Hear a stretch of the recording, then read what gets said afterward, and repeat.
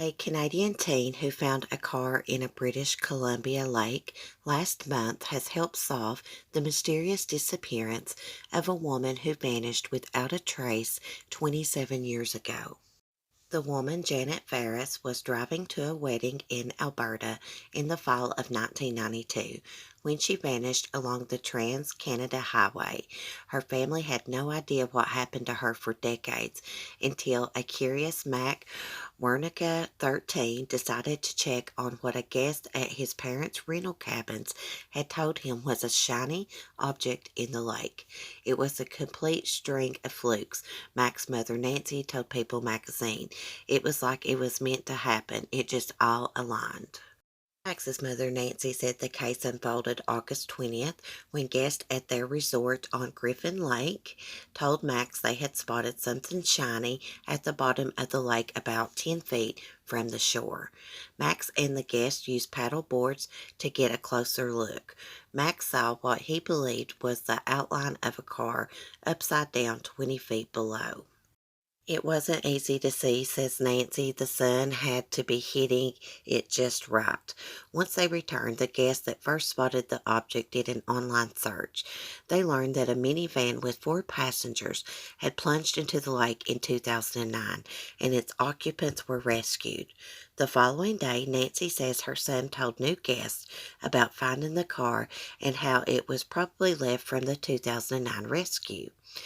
This second set of guests, as a complete fluke, had a relative come out for a picnic lunch, and that relative turned out to be a Royal Canadian Mounted Police officer from Revelstoke, she says. My boy and I were telling this officer, I can't believe there's a car in the lake. Why didn't they remove it? He said, what are you talking about? That vehicle was removed. On August 21st, 2 officers came to the lake to investigate, but they couldn't see the submerged car. Max told the officers that he had a GoPro camera and he said, I will dive in and show you. He went underwater and videotaped where the vehicle was and came up and showed the officers. Police then sent a dive team, tow truck, and boom, pulling the black 1996 Honda Accord from the lake bottom on August 24th. Ferris was 70 years old and was discovered inside the car. Police found her identification inside the vehicle and were told by her family members that her last known stop was at a gas station in Salmon Arm.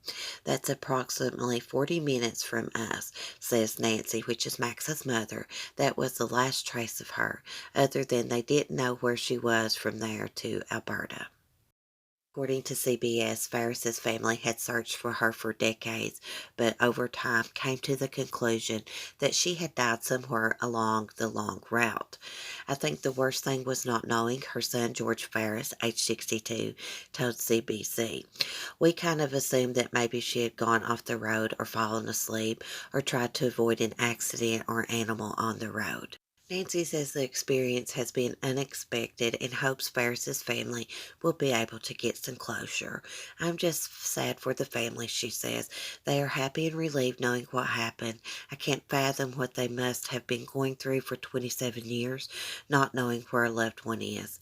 This is giving them closure, I hear. I pray for them and I am sad for what they went through.